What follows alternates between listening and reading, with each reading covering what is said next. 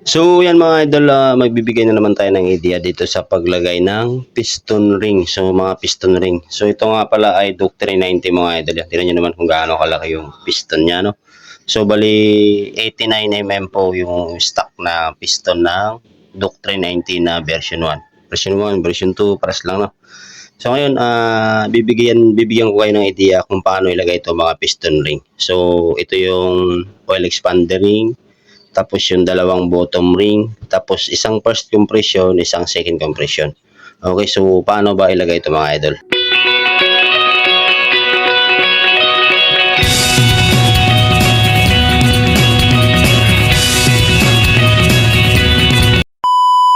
Ayan, so kung makikita nyo, ito yung piston niya. So pag may marking mga idol, ito yung ibig sabihin na yung exhaust niya. Okay, so ito yung exhaust, ito yung intake. So makikita nyo naman yan, is iba yung maliit yung pagka-valve packet niya kumpara mo sa intake na malaki yung pagka-valve packet niya. So ang paglagay niyan mga idol dun sa motor, kagaya niyan, ay nandito yung marking niya sa bandang kanan.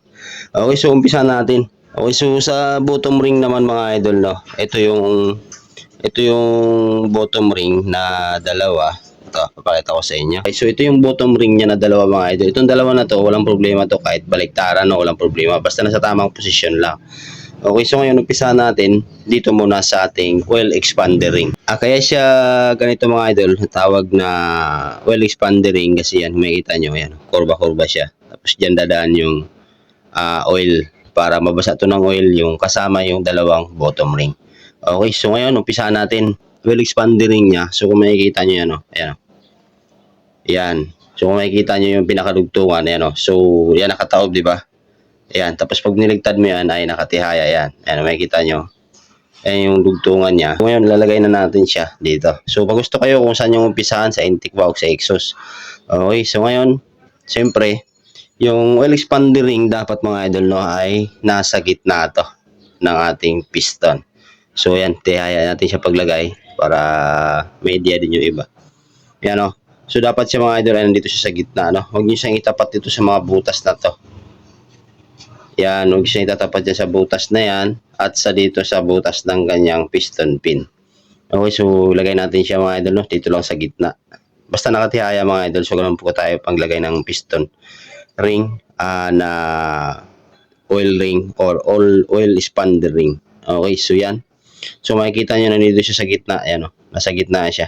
Tapos siyempre susunod natin yung dalawang bottom ring. So ito naman dalawang bottom ring. Pag gusto kayo kung alin yung unahin nyo, yung isa o ito. Basta itong bottom ring mga idol, no, huwag nyo siya itatapat din sa may mga butas na yan.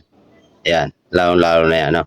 So dapat ang paglagay ng bottom ring, dito nyo siya ilalagay sa gilid lang. Ayan, no. Okay, sa pinakakanto mismo ng ating piston. Para hindi agad masira yung ating piston ring mga idol, kasi pagka nagkaroon kasi ng problema sa paglagay nito, possible na mabilis masira yung ating mga piston ring. Okay, so yun, makikita nyo nandito ulit siya nakalagay sa gilid. Ayan, tapos siyempre yung isa mga idol ganun din. So ito wala rin baliktaran to, no? Dito din sa pinakakanto. Ayan, para maganda yung posisyon ng ating ring. So dun sa mga nagtatanong kung bakit ganito ang paglagay, so ganito po talaga ang paglagay nito mga idol, no? Para nasa standard po tayo sa paglagay ng mga piston ring. Okay, so kung tumatapat siya sa butas, ililiis nyo lang siya ng kunti. Huwag lang tumapat sa mga butas na to. Ayan, o. So kahit dito lang siya. Ayan. Okay, so ngayon tapos na tayo sa oil expander ring at saka sa bottom ring. So siyempre nag-umpisa tayo dito sa kabila, di ba? Ngayon babalik tayo natin yung piston, di ba? Ganyan, babalik tayo natin. Okay, tapos dito na naman tayo mag-umpisa para dun sa first compression at saka sa second compression ring.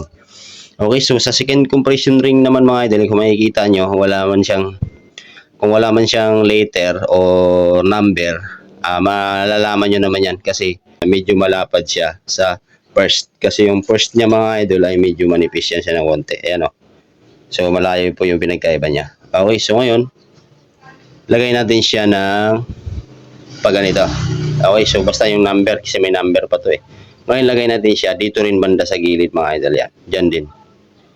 So, wag nyo rin siyang itapat doon mismo sa butas ng pin or mga butas na yan. Okay, so dapat dito lang din siya sa kabilang gilid. Okay, so nilagay na natin yung second compression. So dito tayo sa first compression. Okay, kung sa first compression naman mga idol, kung wala ng number or wala ng letter, kung makikita nyo, pagka kinapa nyo yung matalas yan. Ngayon, pagka binaligtad nyo yan, purol yan. So dapat kung alin yung matalas, kung alin yung purol lang mga idol, no, hindi siya ganun katalasan. Ito kung ginito mo kasi matalas talaga siya.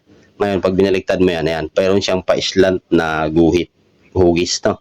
So dapat kung alin yung pa-slant, yun yung nakalagay siya pag ganito. Yan, sa ibabaw. Okay, so ngayon ganun din mga idol, dito nyo rin siya ilalagay sa pinakagilid din. Parang dun sa dalawa kanina na bottom ring. Okay, so yan ang nilagay na natin yung first compression niya. So ang kinalabasan mga idol, no, ito yung dulo ng first compression, ito rin yung dulo ng second compression, di ba? Tapos pag biniligtad nyo yung piston, pag biniligtad nyo, nandito yung oil expander ring, nandito yung isang bottom ring. Tapos yung isang bottom ring naman ay nandito rin. Okay, so nandito rin yung bottom ring niya. Yan. So, dapat mga idol, ganito kayo maglagay, no, para tumagal yung inyong mga piston ring. Kasi hindi lang to basta-basta na porque nabili nyo, salpak nyo na kagad. So, ang kinalabasan talaga lahat ng mga piston ring niya ay dulo-dulo, tapos isang oil expander ring. So, yung isang oil expander ring, kahit sabihin mo dito nag-umpisa dito, basta nasa gitna na yan. Tapos yung dalawang bottom ring dito at saka dito. Tapos dalawang first at saka second dito rin at saka dito. So, ang kinalabasan ng mga ring ay paikes siya. Yan, paikes. Tapos isa yung oil expander ring or tinatawag na oil ring. Okay, so yun lang mga idol. Sana nakabigay tayo ng idea doon sa mga gagawa ng mga motor, dun sa mga kung paano matututo, paano malalaman ang tamang paglagay ng mga piston ring, okay, or piston ring gap na tinatawag.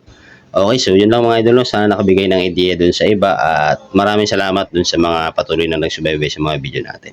Okay, so yun lang mga idol, no?